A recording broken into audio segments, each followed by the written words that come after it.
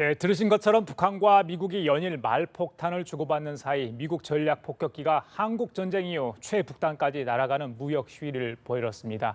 북한의 추가 도발이 예상되는 가운데 일각에선 한반도의 우발적 군사 충돌 우려도 제기되고 있습니다. 이 시간 김정봉 한중대 석좌 교수 모시고 자세한 얘기 나눠보도록 하겠습니다. 안녕하십니까? 안녕하세요. 네. 지난 23일 밤이었던가요? 3시간 정도 B1B 전략 폭격기가 그러니까 가장 북쪽이죠. 날아갈 수 있는 그죠? 네. NLL 그쪽에서 가장 북쪽, 그 정전협증으로 가장 북단까지 비행을 했다. 이렇게 지금 나오고 있는데 그 자체에 굉장히 의미가 있다고 들었습니다. 맞습니까? 네. B1, B만 간 게 아니고 예. F-15C 6대하고 그다음에 수송기, 헬기, 예. 전자전기, 오. 그다음에 공중구미까지 들어갔습니다. 예, 그래서 예. 한 20, 30대가 들어갔거든요. 예. 그러니까 이거는 보통 사건이 아닙니다. 지금 지난번에 그 트럼프 대통령이 북한에 대한 완전 파견을 말씀하셨는데, 그다음 그러니까 미국이 북한에 대해서 완전한 파괴를 할 수 있는 능력을 보여주는 겁니다. 이번에는 전자전기가 들어가가지고 북한의 그 레이더 시설 같은 거 다 마비시키고, 레이더가 마비되면은 비록 스텔스기가 아니지만 B1B가 움직일 수가 있죠. 예. 그래서 B1B와 F-15C가 들어가고, 그다음에 수송기에서 특수한 병력이 투하돼가지고 참작전을 실시를 하고, 예. 그다음에 헬기를 타고 다시 복귀를 하는데 기름이 부족하면은 그 공중급유기에서 헬기에 기름을 넣어가지고 다시 한국적으로 오겠다 이런 얘기입니다. 예. 그래서 그 어마어마한 작전을 지금 한 거거든요. 예. 그러니까 북한 입장에서는 지금 어떻게 반응이 될지도 벌써 시간이 한 이틀 지났는데 반응을 현재 망설이고 있습니다. 아마 내일 정도 되면 이제 반응이 나올 텐데 아마 굉장히 분개할 겁니다. 분개하고 네, 당황스럽고. 리용호가 분명히 그러지 않습니까? 예. 참수작사 소리를 했는데 바로 그 리용호 얘기가 1시간 후거든요. 미국의 B1B가 북한 지역에 들어간 1시간 후에 이제 리용호가 연설을 했는데 예. 그 바로 올해 B1B가 들어갔던 게 바로 참수작전을 할 수 있고 예. 북한을 완전히 파괴시킬 능력을 보여주고 두 가지 다 동시에 보여줬기 때문에 예. 북한 입장에 굉장히 곤혹스러울 겁니다. 알겠습니다. 사건이라고까지 말씀을 해주셨어요. 그만큼 이번에 그 전략자산이 전개한 게 굉장히 큰 의미가 있다 이런 말씀이신데, 그런데 이제 보통 보면 통상 그 한국군, 우리군 전투기가 허위를 해서 이렇게 전개를 하지 않습니까? 그런데 빠졌어요. 물론 일본군도 빠졌고요. 자, 그 자체에 대해서 그렇다면 한국군과 어느 정도 정보가 교류돼서 사전에 인지가 된 건가, 협의가 된 건가 이런 이야기가 있던데 그 부분에서 청와대는 사전에 작전이 공개됐다 이렇게 이야기를 하고 있거든요. 어떻게 네, 보세요? 지난번에 우리 문재인 대통령이 예. 트럼프 대통령하고 예. 한미 정상회담 할 때 예. 우리 대통령 입에서 분명히 나간 말이 있습니다. 북한에 대해서 강력한 제재를 얘기하면서 미국의 전략 무기가 북한 지역에 대해서 더 강력한 압박을 좀 해줬으면 좋겠다. 라는 얘기를 했는데 아마 예. 연합뉴스도 보도를 했을 맞습니다. 겁니다. 예. 기억나시죠? 예. 네. 자, 그러면 그 말 자체가 벌써 대통령 입에서 그게 나갔기 때문에 예. 미국 입장에서는 그걸 수용을 하고 그 실행을 또 해줘야 되거든요. 그래서 이번에 비록 한국 비행기가 같이 예. 작전에 참여하지 않았지만 예. 우리 요구를 미국 측에 수용하는 거로 봐도 되기 때문에 예. 청와대 발표는 맞다고 일단 봐야 됩니다. 맞다고 봐야 되는데 그럼 왜 한국 비행기가 들어가지 않느냐? 예. 현재 만약에 한국 비행기가 들어가게 되면은 안 그래도 현재 북한이 어딘가 화풀이를 하고 싶은데 미국은 멀리 있으니까 화풀이기 좀 힘들고, 만약 우리 비행기가 들어갔으면 지금 100명들 때린다든가 지금 별소리 다 할 겁니다. 근데 우리 비행기는 들어가기 힘든 것이고, 예. 일본도 마찬가지입니다. 요번에 워낙 그냥 무사히 넘어가서 그냥 조용하지만은 만약에 비행기 몇 대가 북한의 지대공 미사일을 맞아가지고 몇 대 격추돼서 어떡할 뻔했습니까? 예. 그래서 일본 비행기도 마찬가지입니다. 일본 비행기도 괜히 일본 방해만 하지 미국하고 같이 작전하는 데 따라 들어가서 일본 비행기가 격추됐다 그러면 예. 일본도 국내 정치적으로 감당이 힘듭니다. 그렇기 때문에 이번에는 한국과 일본 비행기가 빠지고 예. 미국의 비행기들만 일방적으로 들어갔다고 봐야 되기 때문에. 예. 근데 어떻게 보면은 미국의 그 군사력도 대단하지만 그 군인들도 용기가 대단합니다. 그래요? 사실 적진에 미사일망이 분명히 이번에 SA-5라고 해서 북한의 그 지대공 미사일 가운데 가장 사거리가 있는 게 사거리가 250km에서 한 300km 됩니다.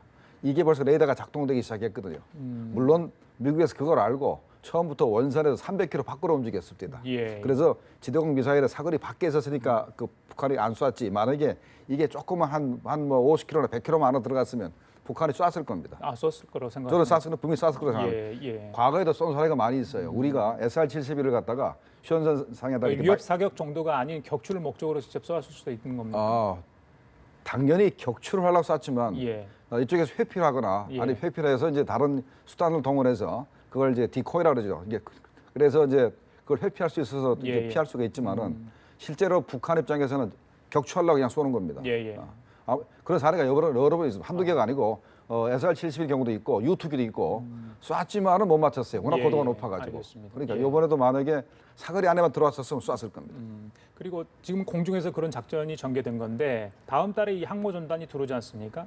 자, 그 항모전단이 예전처럼 그냥 동해상에 일부 그냥 안전구역에 있는 건지 아니면 이번 그 공중에서 활동처럼 많이 그 북한 쪽으로 더 올라갈지 그 부분은 어떻게 예상을 하세요? 지금 그러면 이게 군사력을 알아야 예. 올라갈지 말지를 이제 계산하는데 작년에 북한이 스커드 이하를 쏴가지고 4발을 쏴서 일본 영해에 들어간 적이 있습니다. 그때 이 사람들이 그 탄도를 움직이는 능력을 보여줬어요.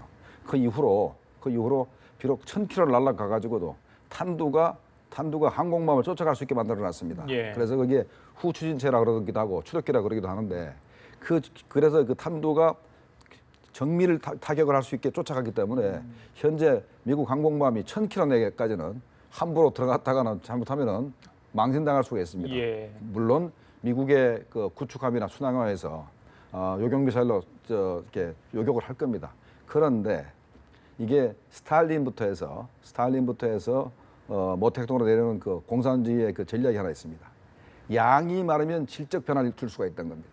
한꺼번에 한 1000발씩 쏴버리면 아무리 자기들이 요격을 한다 하더라도 분명히 몇 발은 맞을 거다. 그러면 항공모함 격추시킬 수 있다 이렇게 생각합니다. 그렇기 때문에 미국이 함부로 들어갔다가는 아마도 굉장히 곤혹스러운 일을 당할 겁니다. 예.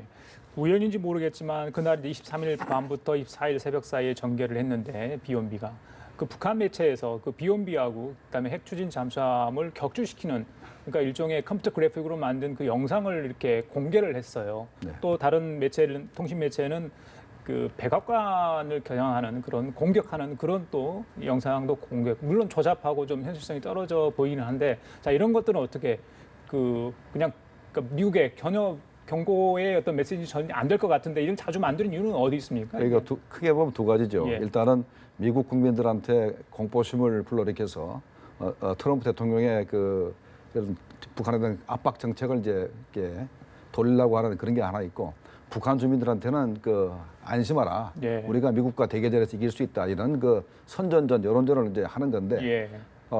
실제로 북한이 전혀 무력하지는 않습니다. 그리고 항공모함도 이렇게 쉽게 북한에 접근하기 힘든 상황까지 왔어요 지금. 그렇습니까?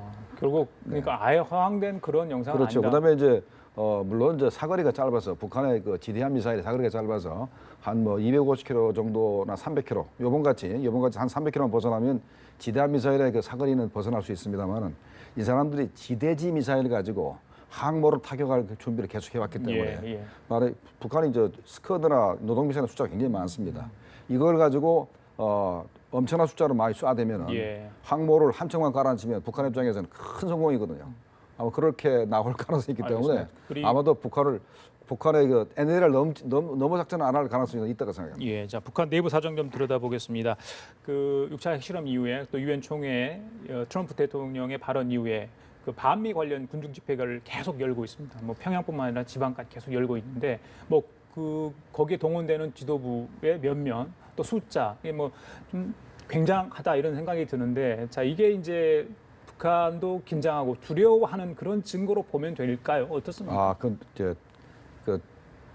잘 보셨습니다. 원래 북한이 원래 원했던 거는 미국을 겁을 줘가지고 자기들을 핵보유로 인정을 하고 평화협정을 체결하고 그다음에 주한미군 철수가 이게 목표입니다.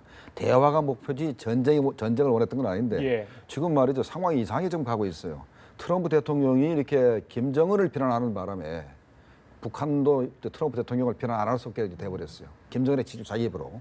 그래서 상황이 현재 북한도 원하지 않는 방향으로 좀 가고 있고 그러다 보니까 미국의 어마어마한 군사력을 자기도 알거든요. 붙어가지고 미국의 뱀에 젓갈 안 치고 할지는 모르지만 자기들은 체제가 완전히 붕괴된다는 걸 알기 때문에 굉장히 두려움에 떱니다. 자기네 원래 체제가 이제 반대로 다른 쪽으로 가고 있기 때문에 그런 측면에서 현재 굉장히 두려움도 있고 그다음에 이제 그러나 또 반대로 체제 결속하는 데는 굉장히 도움이 됩니다. 유엔 제재 때문에 북한이 핵실험을 해서 유엔 제재 때문에 북한이 살기 어려워지고 굉장히 여러 가지로 부정적인 게 많지 않습니까? 생필품도 가격도 오르고 하는 그런 게 있는데 그런데 요번에 트럼프 대통령이 강한 말을 자꾸 해주고 하긴 하니까 이게 나름대로 그래도 김정은 지도자를 중심으로 해서 똘똘 뭉쳐야 되겠다 하는 그거는 있기 때문에 북한 체제가 그래도 트럼프가 도와줘가지고 김정은이가 체제 유지하는 데 상당히 도움이 되는 겁니다. 오히려 거꾸로 이야기하면 그런 측면도 있겠네요. 알겠습니다. 자, 그리고 지금 최근 들어온 소식이 그 제재 이후에 북한 내부의 그 휘발유값하고 경유값, 즉 기름값이 굉장히 뛰었다. 이런 게 이제 북한 외교관들, 주재 외교관들 통해서 지금 서방 언론을 통해 들어오고 있거든요. 만약 그렇다면 지금 제재가 먹히고 있다. 이렇게 봐도 될까요? 어떻습니까? 좀? 제재는 제대로 된 제재는 금년 1월 한 2월부터 시작된 겁니다. 사실. 2,371호가 작년 11월에 채택이 됐지만 중국이 북한의 무연산을 더 이상 수입 안 하겠다고 하는 것은 2월 달이기 때문에 실제로 2월 달 이후에 이제 겨우 한 7개월 정도 이제 제재가 시작됐는데 지난번부터 기름값이 오르기 시작한 것은 북한이 계속해서 자기들이 도발을 하게 되면 분명히 석유 수입에 문제가 생길 거라고 생각하고 100만 톤을 비축을 시작해서 기름값이 오르기 시작했습니다. 처음에 오르기 시작했고 최근 들어서 오르기 시작한 것은 이제 중국에서 또는 러시아에서 한 30만 톤 정도의 정제유가 앞으로 덜 수입된다. 그렇게 되면은 기름값이 오를 거다라고 해서 장바닥에 사재기도 좀 있고 매점 매석이 좀 있고 그다음에 이제 정부에서도 아까 얘기했지만 100만 톤을 비축을 다 못했습니다. 비축을 하다 보니까 기름값이 오르는데 유엔 제재 자체 효과 자체는 제가 볼 때는 앞으로 2, 3년만 이 상태로 계속하면 북한 체제에 뭔가 변고가 일어날 거라고 나는 생각을 하거든요. 이건 왜냐하면 북한의 수출량이 30% 정도 되는데 이제 한 자릿수로 들어섰습니다. 3분의 1 이하로 줄어들기 때문에 북한이 견딜 수가 없는 것이 북한은 수출할 게 있어서 파는 나라가 아니고 수입하기 위해서 파는 나라인데 팔을 게 없으면 수입을 못 합니다.